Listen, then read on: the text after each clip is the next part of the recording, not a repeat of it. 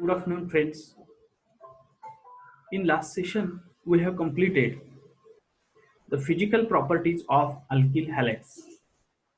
In that, see various properties such as solubility, boiling point, nature of that carbon halogen bond. Today, we have to see optical isomerism. Optical isomerism is an important aspect of the chemistry, and it is very important as well as very simple point. So we start with our presentation.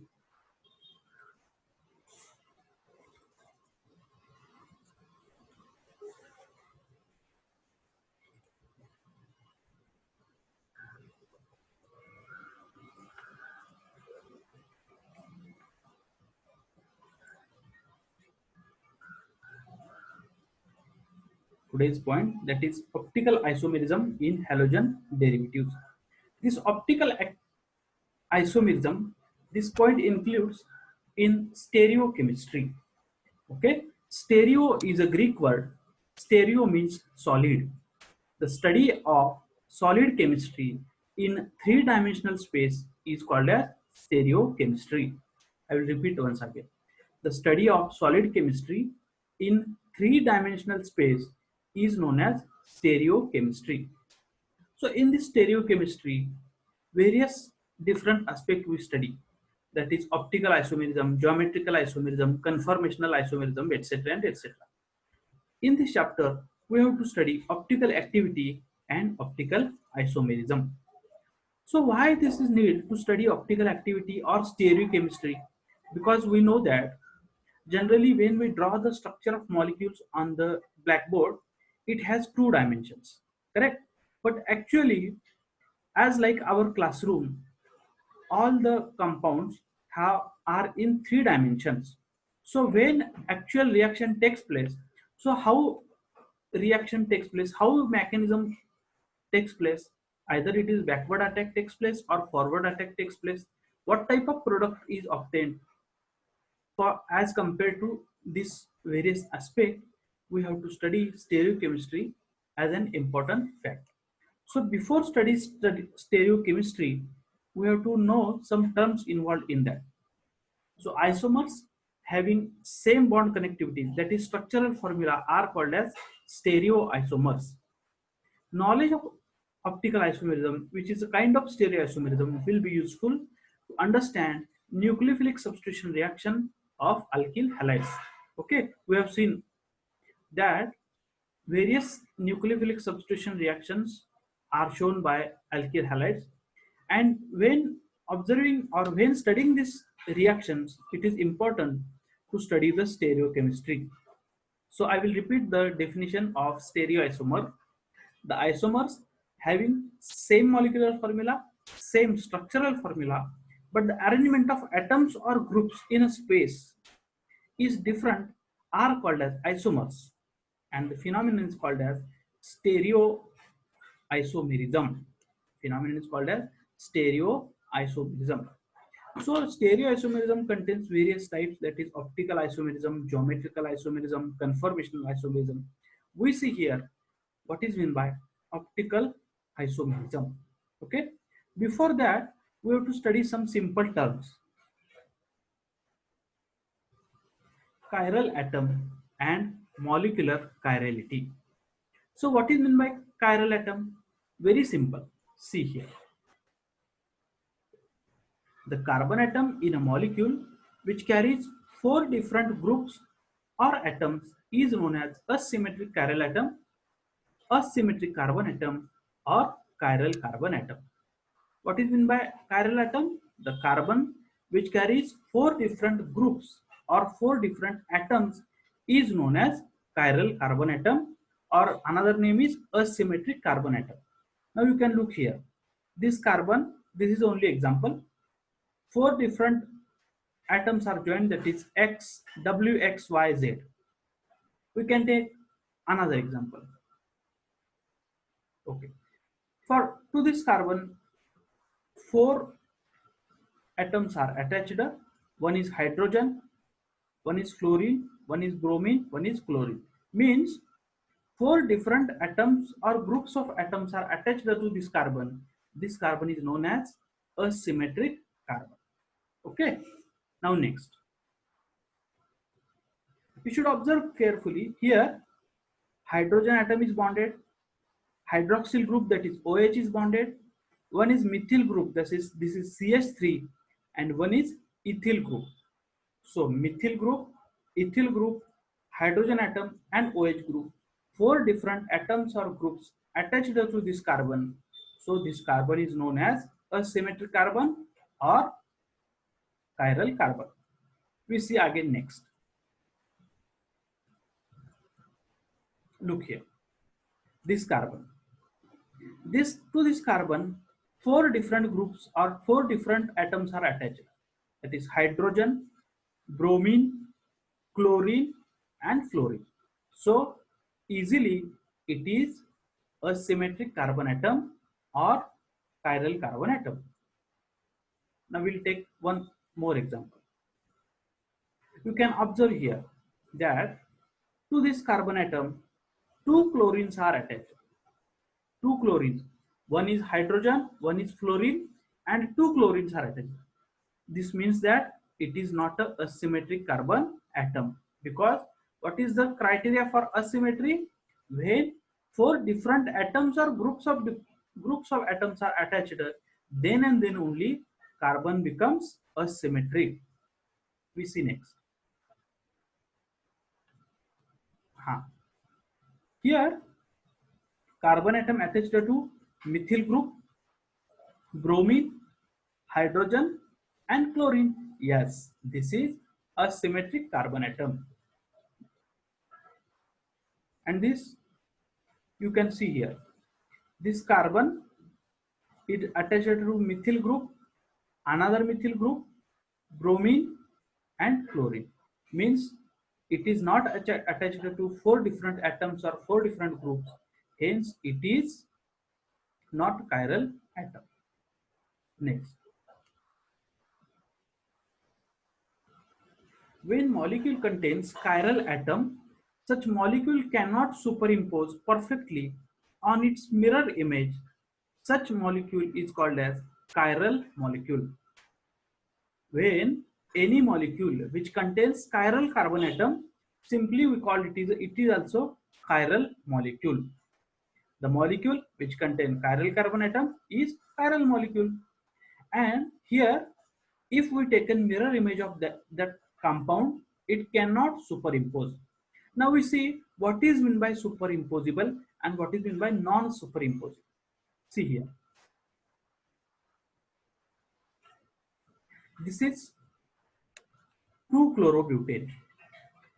This 2-chlorobutane, we have placed a mirror here. Then we obtain the mirror image of this 2-chlorobutane. If we place this image on the original 2-chlorobutane, then you will find that this structure, that is CH3 matches with CH3, carbon with carbon, and this Cl with hydrogen, ethyl group on ethyl group, and this H on this Cl. Means these are non-superimposable. We get non-superimposable images. This is called as non-superimposable images, non-superimposable mirror images. For example, we can observe the mirror images of our hand. The relationship between chiral molecule and its mirror image is similar to that of relationship between left hand and right hand. So it is also called as handiness or chirality. What it is called? It is called handiness or chirality. We will see. Look here.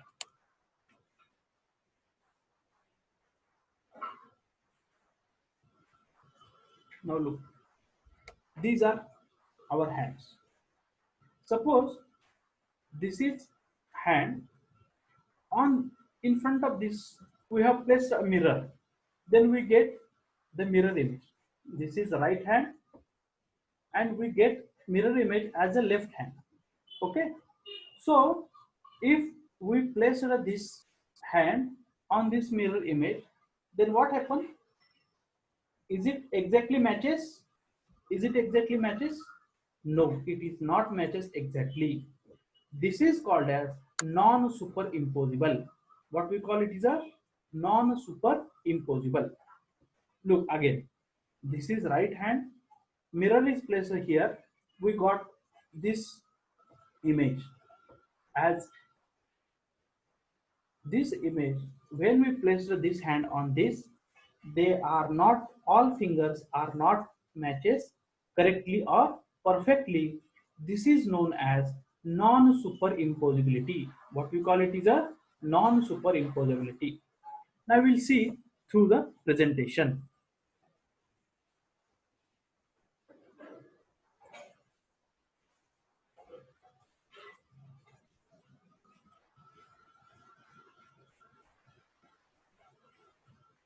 Okay, you can observe clearly here. This is left hand, this is mirror. When we place a mirror in front of this left hand, we get the image as a right hand. Okay, if this left hand is placed on this right hand, then it cannot be superimposed. It get image like this. So it cannot be superimposed. It cannot be superimposed. Okay, understand? Then next. So this object we call it is a chiral object. Next. Now here we have taken a conical flask. In front of mirror, when we place a conical flask, we obtain its mirror image.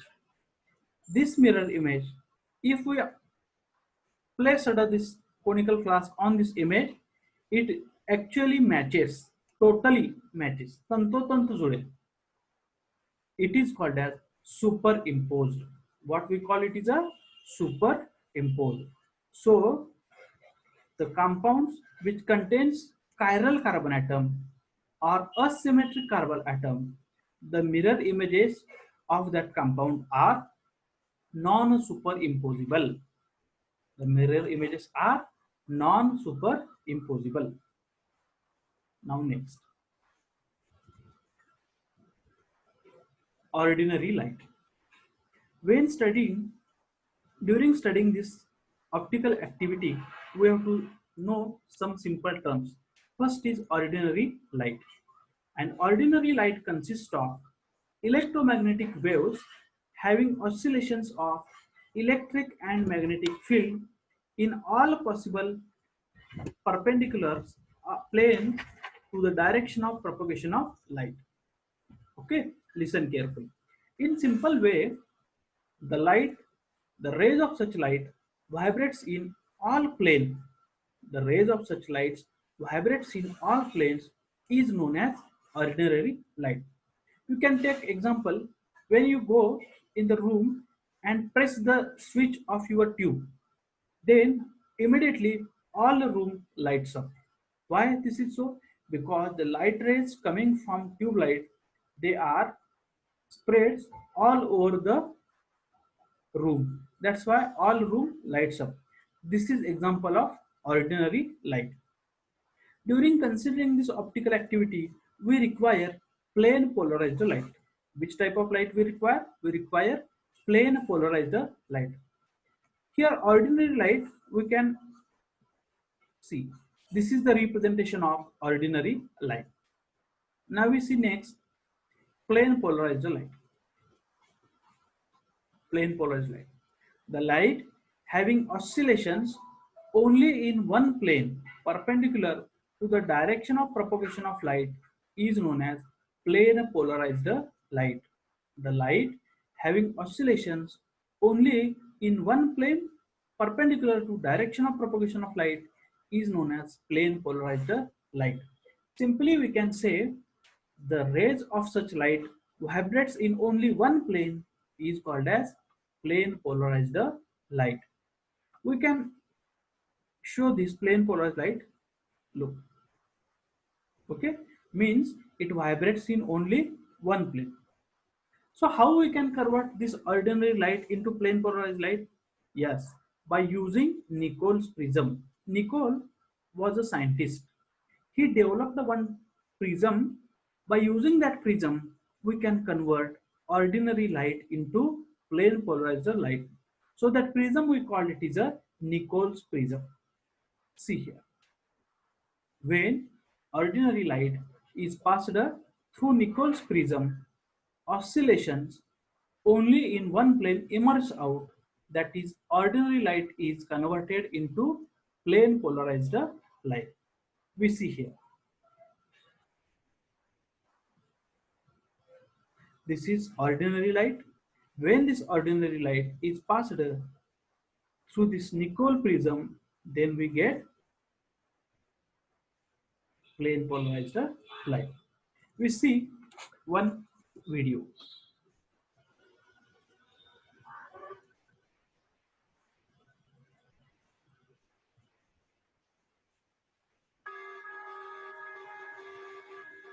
Now see carefully.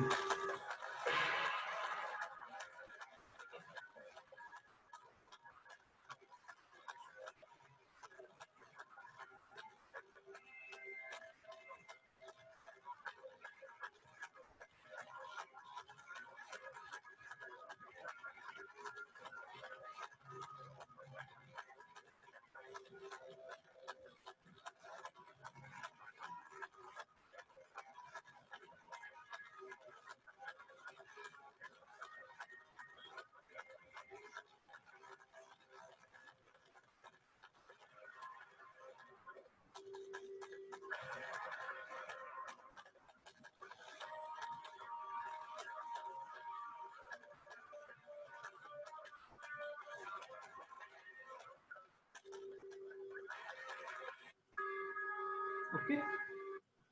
So in this session, we have studied that what is meant by asymmetric carbon atom.